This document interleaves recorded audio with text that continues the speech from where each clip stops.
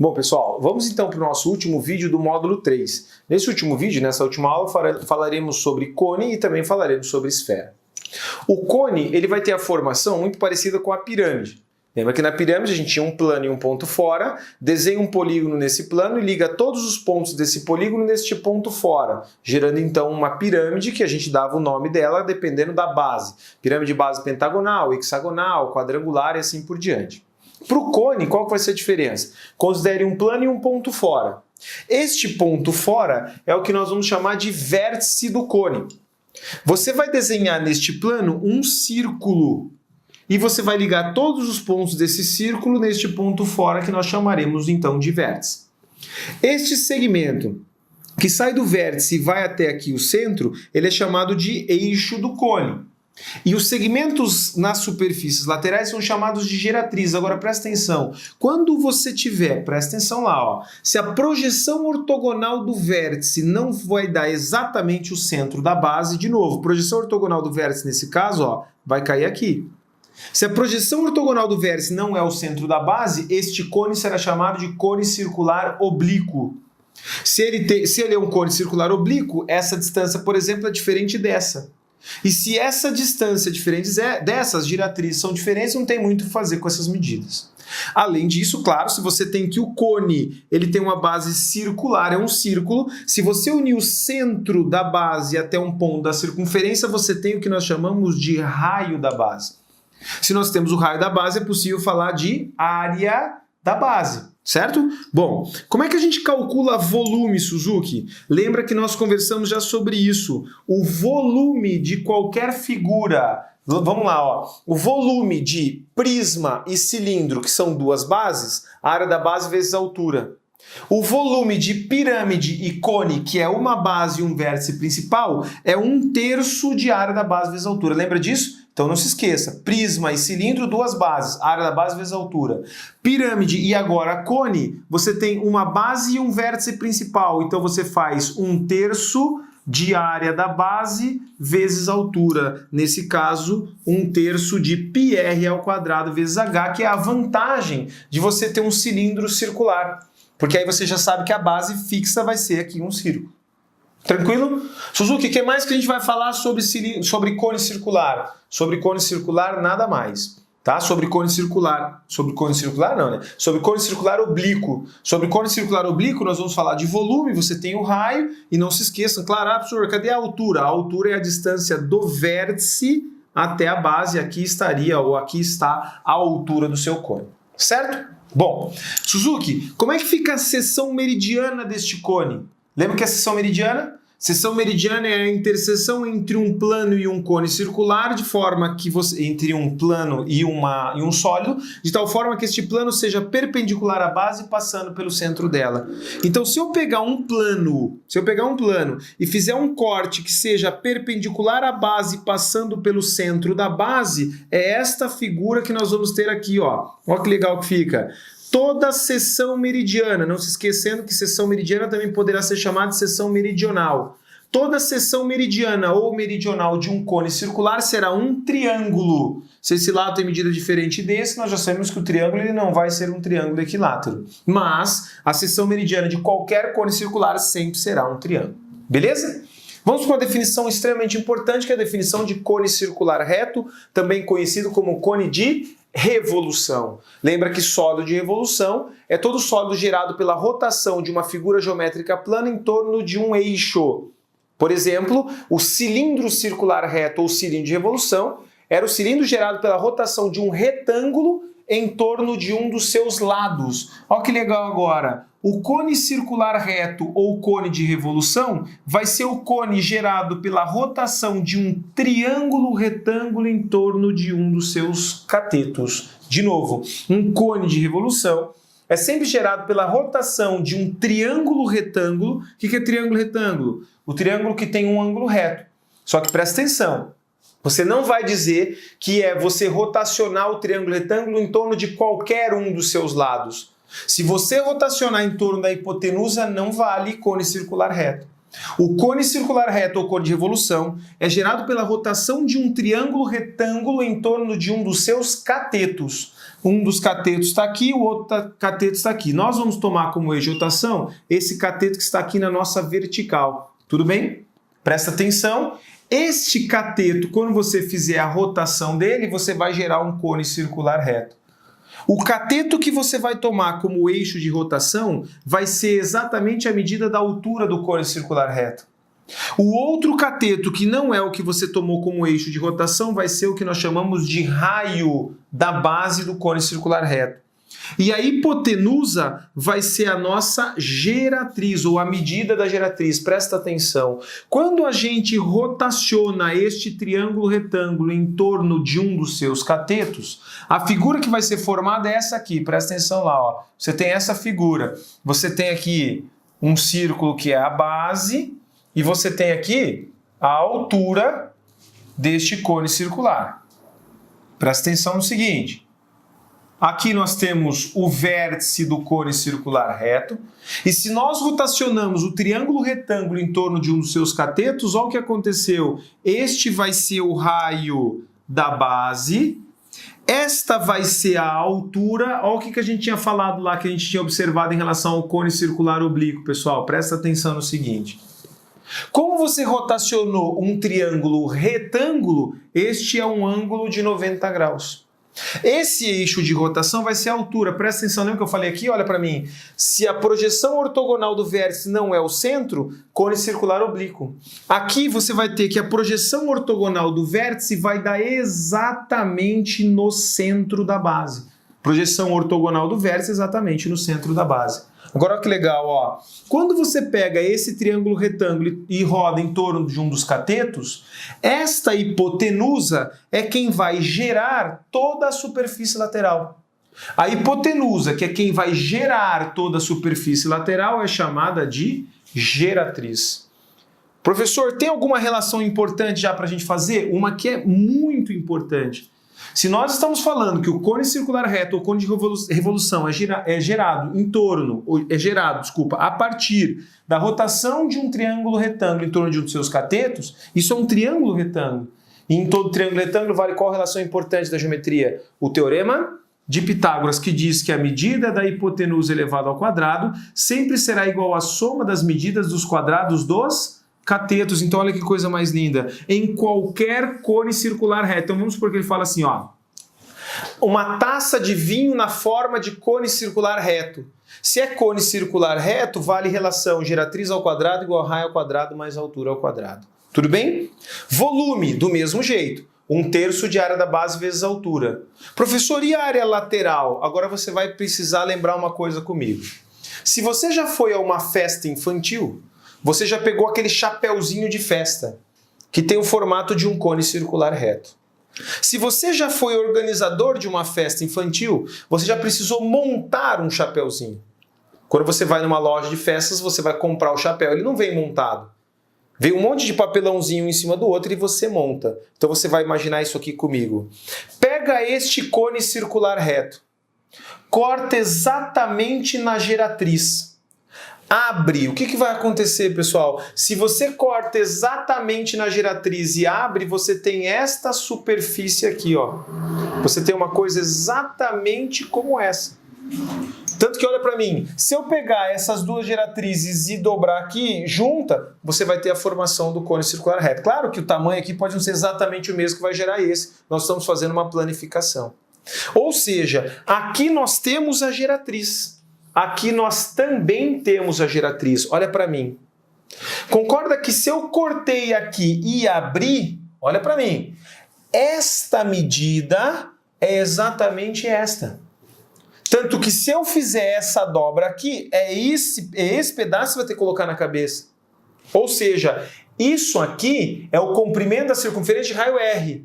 Então vale 2πr. Professor, então quem que vale 2πr? Eu estou falando deste pedaço. Isso aqui vale 2πr, em que R é o raio da base do cone. Tudo bem?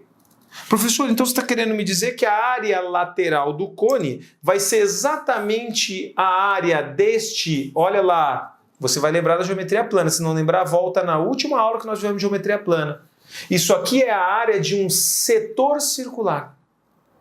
Como assim a área de um setor circular? Se eu continuasse aqui, vou fazer pontilhadinho, ó. Se eu continuasse aqui e continuasse aqui, isso ia formar uma circunferência. Só que esta circunferência, ela não é circunferência de raio R. Olha o raio da circunferência, é G. Vamos para uma regra de 3 simples. Se eu der a volta inteira na circunferência, o que eu tenho? Ó, eu vou falar de comprimento de arco e eu vou falar de área. Se eu der a volta inteira na circunferência, qual vai ser o comprimento? 2 vezes o π vezes o raio da circunferência. Por favor, olha aqui. Esta circunferência, estou falando inteira, tem este raio, por isso 2 vezes π vezes g. Se eu dou a volta inteira, comprimento 2πg. Qual vai ser a área? Π vezes o raio ao quadrado. Só quem que é o raio? É g. Então a área ficaria π vezes g ao quadrado.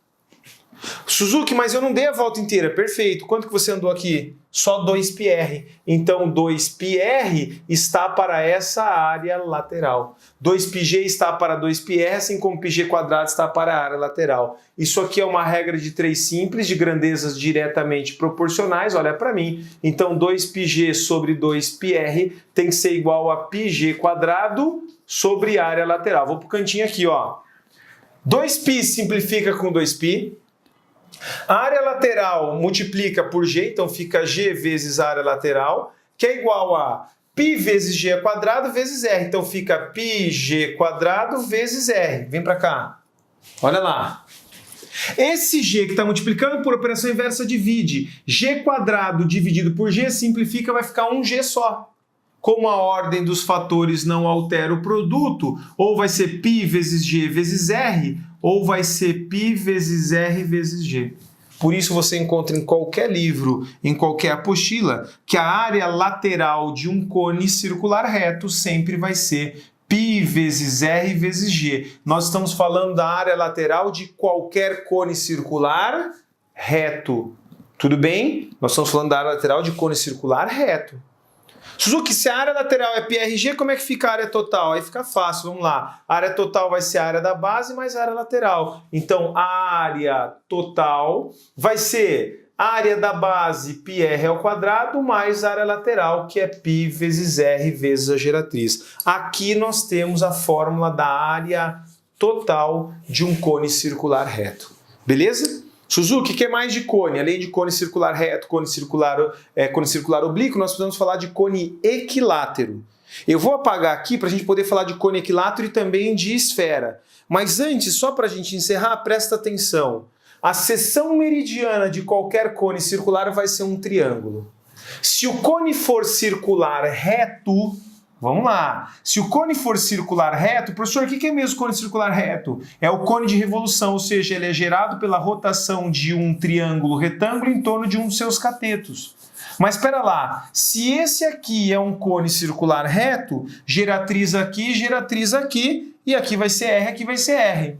Então a seção meridiana de qualquer cone circular reto, um triângulo. A seção meridiana de qualquer cone circular reto, aqui cone circular oblíquo, né? Então, a seção meridiana de qualquer cone circular, triângulo.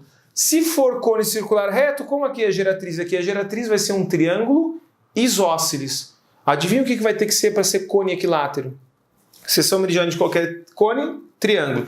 Seção meridiana de qualquer cone circular reto, triângulo isósceles. Ou seja, se a seção meridiana for um triângulo equilátero, você vai ter um cone circular equilátero, certo? Mas vou apagar aqui, vou preparar o quadro, um segundinho a gente volta. Bom, galera, então a seção meridiana de qualquer cone vai ser um triângulo. Se o cone for circular reto, vai ser um triângulo isósceles. E agora presta atenção, se a seção meridiana de um cone circular for um triângulo equilátero, você vai poder chamar este cone, então, de cone equilátero. Tá lá no exercício, ele falou, considere um cone equilátero, ou um reservatório tem a forma de um cone equilátero. O que você vai lembrar? Se o cone é equilátero, a seção meridiana deste cone vai ser um triângulo equilátero. Agora olha para mim, se a seção meridiana é um triângulo equilátero, e triângulo equilátero é todo triângulo que tem os três lados com a mesma medida, se aqui é geratriz e aqui vai ser raio e raio, conclusão final, em qualquer cone equilátero, a medida da geratriz vai ficar igual à medida de 2 vezes o raio da base. Sempre que o cone for equilátero, não se esqueçam, geratriz igual ao dobro do raio. Agora vamos lembrar de uma coisa importante da geometria plana. Anota isso. A altura de um triângulo equilátero sempre vai ser lado raiz de 3 sobre 2. De novo, a altura de um triângulo equilátero sempre é lado raiz de 3 sobre 2. Se a altura do cone coincide com a altura do triângulo equilátero, que vai ser a seção meridiana, caso ele te dê um cone equilátero, você já sabe que a altura deste cone vai ser lado raiz de 3 sobre 2, lembrando que o lado deste triângulo equilátero é exatamente a medida da geratriz. Então, falou de cone equilátero, você precisa lembrar disso, senão você acaba tendo problema na resolução do exercício. Beleza?